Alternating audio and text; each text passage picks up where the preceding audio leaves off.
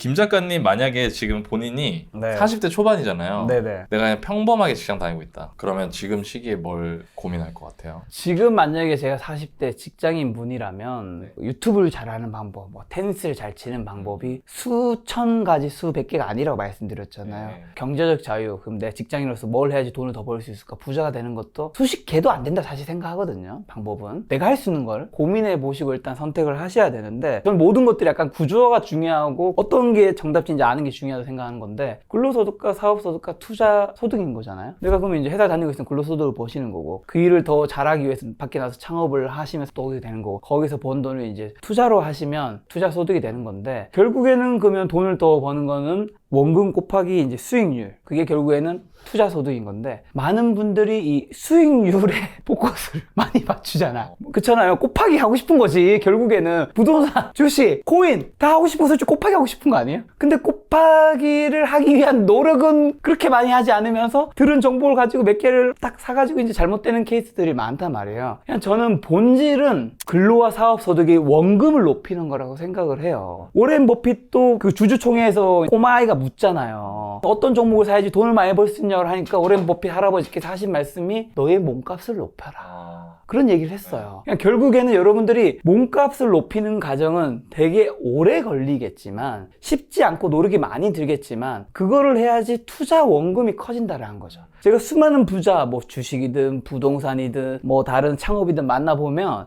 사실 수익률을 곱하기 하는 거는 쉽지 않습니다.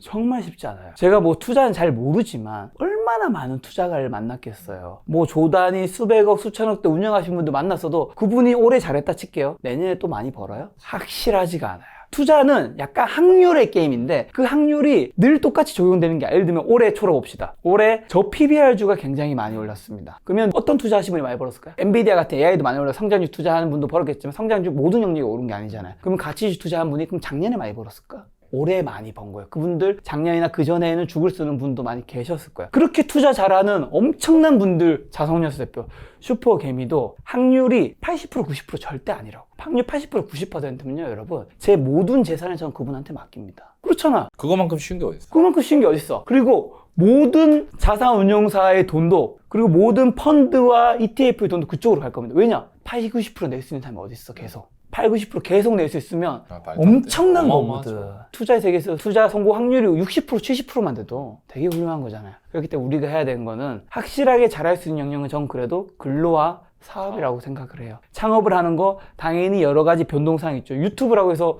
늘 잘 되나요? 하지만 저는 제가 유튜브 조회수 막 떨어지잖아요. 제가 직원을 더 뽑든 제 시간을 더 갈아 넣든 제 노하우를 다르게 적용해서 조회수를 높일 자신이 있어요. 어쨌든 그거는 제 노력과 제 실력으로 높일 수 있는 여지가 있단 말이에요. 그러면 이제 우리가 해야 되는 것은 일단 몸값이라 해당하는 근로와 사업소득, 여기를 해서 투자 원금을 곱하기 하는데 저는 먼저 좀 집중하셨으면 좋겠고, 거기서 만약에 창업이 해서 잘 되시는 분이라면 창업하셔도 되지만, 만약에 그게 안 된다고 한다면 저는 현존 시대에 사실 가장 좋은 플랫폼이 인스타그램과 유튜브라 생각해요. 그게 뭐 이제 틱톡도 될 수 있고 한데, 왜냐하면 노나인님 우리 촬영장 와보셨지만 사실 저는 저희 촬영장을 거의 벗어난 일이 없어요. 최대한 제 시간을 들여서 유튜브 영상을 만드는데, 저는 어느 날 그런 생각이 들었어요. 내가 동네에서 세탁소 하시는 분이랑, 동네에서 조그마한 마트 하시는 분이랑, 동네에서 조그맣게 옷가게 하는 분들이랑 뭐가 다르지? 그분들도 하루 종일 거기서 일하고 나도 여기서 하루 종일 일하고, 그럼 똑같은 소규모 자영업자인 거 똑같은데, 왜 이분들은 벌 수 있는 돈의 크기가 조금 잘해도 어느 정도 한계가 있다면 나는 조금 그래도 그 한계치를 벗어나서 그분들보다 많은 돈을 벌까 생각해보니까, 거기 오는 손님은 너무 제한이 되어 있어. 거기 살거나 아니면 직장인, 여러분 생각해보세요. 세탁소가 어디 세탁소 너무 잘한다고 마포구 사는 사람이 저기 성동구 가서 세탁을 맡겨요? 안 그러잖아. 근데 유튜브는, 근데 내가 유튜브에 영상 올리면, 인스타그램에 영상 올리면 마포구에서만 보나요? 다 보죠. 미국에서도 보지. 미국에서도 보지. 월급쟁이 부자들도 저랑 어쨌든 비슷하게 하는 유튜브라는 영역이 있잖아요. 올리면 전국에서 보고 전 세계에서 한국인분들이 있는 분들, 한인분들이 보시잖아요. 나는 자영업 같이 그냥 지역 비즈니스 어떻게 보면 하는 건데, 유튜브라든가 인스타그램의 플랫폼을 활용해서 정말 작은 비용을 들이고 할 수 있는 시대가 된 거죠. 왜 창업을 권유하진 않냐면, 사실 저는 오프라인 창업, 제가 지금 어느 정도 돈이 있어도 무서운 게 너무 많은 돈이 들어가.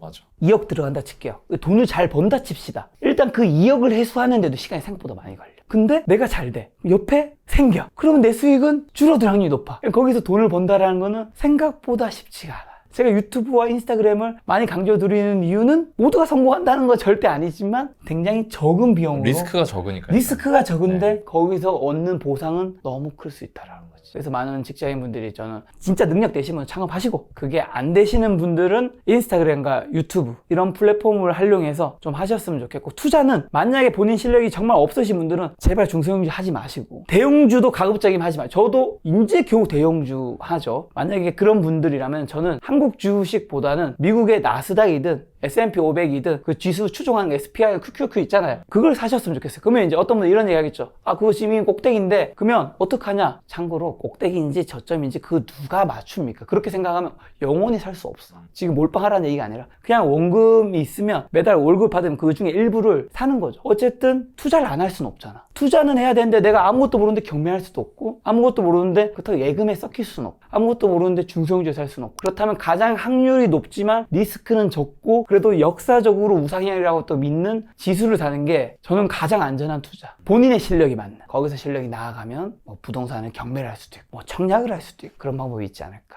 각자 난이도에 맞는 투자가 좋다고 생각합니다. 부자가 되기 위해서 하면 안 된다. 네. 이것도 본인이 사람 만나면서 느끼셨던 거 있으면 얘기 하나 해주세요. 꼭 하지 말으셨으면 하는 거는 딱 한 가지인데요. 제가 유튜브를 했던 이유는 여러 가지 중에 한 가지가 뭐가 있냐면, 유튜버로서 제가 하고 첫 달은 돈을 못 받았습니다. 구글이 잘못한 게 아니라 구독자 1000명과 4000시간입니다. 아, 4000시간. 그게 안 됐기 때문에 이제 돈을 못 받았고, 한 달인가 두 달 있다가 받은 돈은 2만 원인가 4만 원인가 그랬어요. 그리고 그 다음 달에 한 몇 달 지나서는 한 뭐 100만 원? 몇 달 지나서 한 1년쯤 됐을 때는 한 뭐 400만 원? 뭐 이제 벌고, 그러다가 지금 더 많이 벌겠죠. 근데도 제가 유튜브를 했던 이유 중에 하나는 내가 시간을 쏟아서 얼마나 나올지 모르는 거잖아. 그리고 빵원이 나온 적도 있잖아요. 근데 많은 사람들은 일을 할 때 내가 투자한 만큼, 내가 투자한 시간만큼 딱 돌아오는 보상의 일을 많이 하시는 것 같아요. 아르바이트를 하면 시급 10,000원 정도가 나오죠. 그건 확실하잖아. 등가 교환이 너무 명확하니까 하는 거야. 내가 1시간 일하면 딱 주니까. 내가 직장생활하면 딱 일하면 딱 주니까. 근데 내가 딱 시간을 투자했을 때 돈이 안 돌아오는 거는 돈이 안 되기도 하고 무서우니까 안 해. 근데 저도 그렇고 직장인분도 그렇고 대부분 모든 가는 무언가를 판다고 생각합니다. 저는 크리에이터로서 영상을 팔고 있습니다. 그리고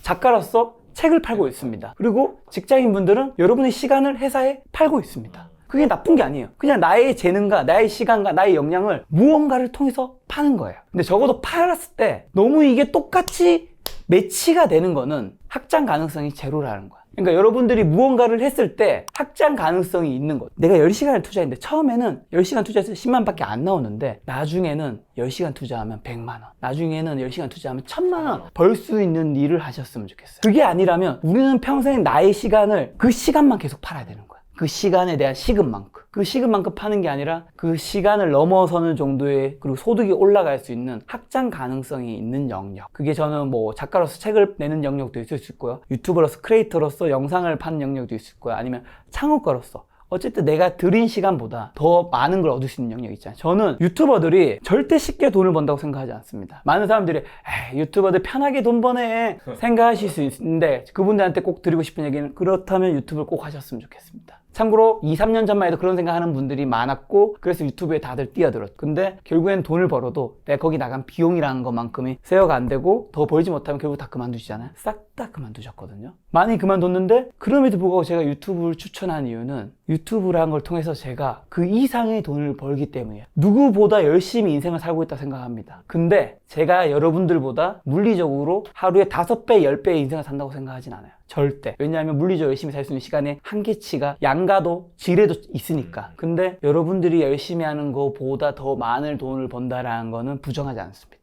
그게 왜 그러냐? 확장 가능한 영역에서 일을 하고 있기 때문이에요. 만약에 여러분들이 내 소득에 지금 만족하지 못하고 내가 지금 시급이 딱 거기에 갇혀있는 일을 하시는 분이라면 그 시급에 확장 가능성이 있는데, 물론 무섭겠죠. 처음에는 영원이라도, 예를 들면 제가 처음에 구독자가 0명이었거든요. 월급적인 부자도 0명이잖아. 유튜브 하나도 지식이 없었어. 유튜브 크리에이터도 23명 인터뷰했다고 했잖아요. 지금 5년 지났잖아요. 그때도 그분들 구독자 많은 분들이었죠. 지금 그 중에서 구독자가 제일 많은 사람 중에 한 명이 저예요. 그러니까 5년이라는 시간을 통해서 제가 그분들보다 더 빠르게 성장한 거죠. 제가 이거를 자랑하고 싶어서 한 얘기가 아니라 여러분들 또한 지금 0명, 구독자 0명이라는 수치 어느 다른 분야에서 다 시작하겠죠. 근데 지금은 글로 인해서 내가 시간을 팔아서 버는 돈이 빵원이겠지. 근데 나중에 그게 한 달에 얼마가 될지는 그 누구도 예상할 수 없고 저보다도 너나이님보다도 훨씬 잘 될 수 있는데 계속 시급에 갇히는 일만 하신다면 그 구조에서는 아무리 열심히 일을 해도 절대 안 된다라는 거. 그거를 좀 아셨으면 좋겠고 확장 가능성이 있는 일을 점차 발전, 직장생 하지 말라는 게 아니에요.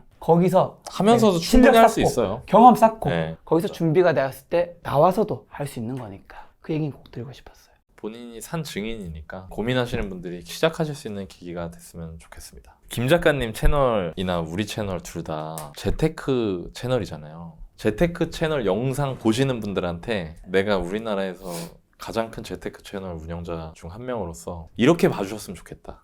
저는 뭘 말씀드리고 싶냐면 유튜브 채널에서 영상을 올리고 주식과 부동산에 관련된 영상을 올리면 대부분 어그로라는 걸 끌게 되죠. 네, 사실은 지상파도 마찬가지고 재테크와 관련된 건데 어그로를 아예 안 끄는 곳은 저는 거의 본 적은 없는 것 같아요. 어그로는 신문이 최고예요.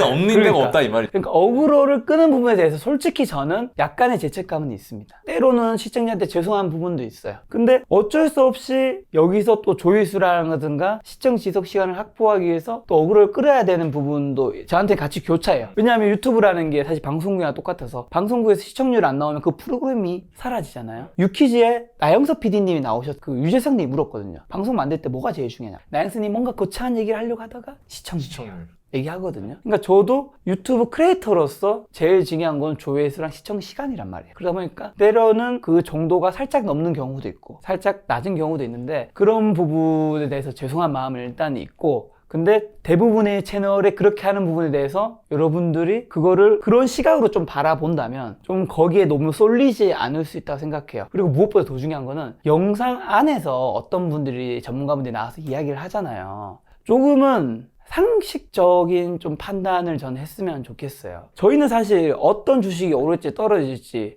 막 모르기 때문에 그 주식이 오른다고 말하는 분도 떨어진다고 말하는 분도 출연시킬 수밖에 없어요, 사실은. 근데 그거에 대해서 얘기하시는 분이 굉장히 강하게 얘기하는데 내가 생각했을 때 너무 상식적이지 않아. 그러면 여러분들이 조심해야 되는 거고 당연히 예를 들면 어떤 뭐 AI가 뜬다고 얘기하시는 분도 있을 거고 아니다 거품이다 얘기하는 분도 있잖아요. 이 양쪽을 같이 듣고 여러분들이 판단을 해야 되는데 뜬다만 듣고 판단을 하게 되면 그 피해는 사실은 제가 보는 것도 아니고 그 전문가가 보는 것도 아니고 개인이 본단 말이죠. 사실 저는 이거는 이제 유명인들 사칭하는 투자 사칭하는 방이든 리딩 방이든 비슷하다고 생각해요. 예를 들면 사칭하는 방도 그걸 보면 상식적 생각해 보는 거죠. 누가 내 돈을 그냥 맡아줘서 아니면 내가 거기에 투자하면 수익률이 50% 100%에서 돌려준다? 상식적 생각해 보는 거죠. 말이 안 되잖아요.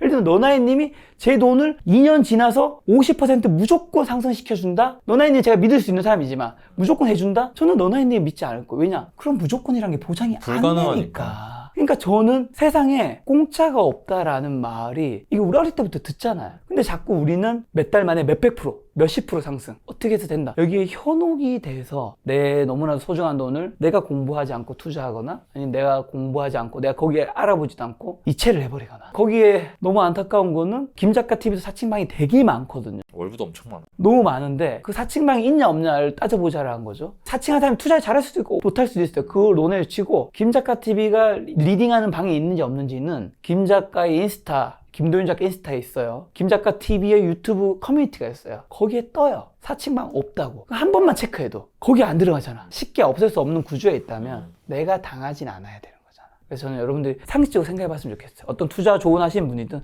리딩방이든 그런 생각 하신다면 적어도 사기는 당하지 않고 저기서 큰 돈은 잃지 않는다. 맞아요. 그게 재테크 채널을 잘 활용하시는 방법이라고 생각해요. 맞아요. 저희 유튜브 채널 하니까 얘기하고 싶지 않을까? 김 작가님도. 맞아. 평상시에 시청자들한테 하고 싶은 말. 맞아요.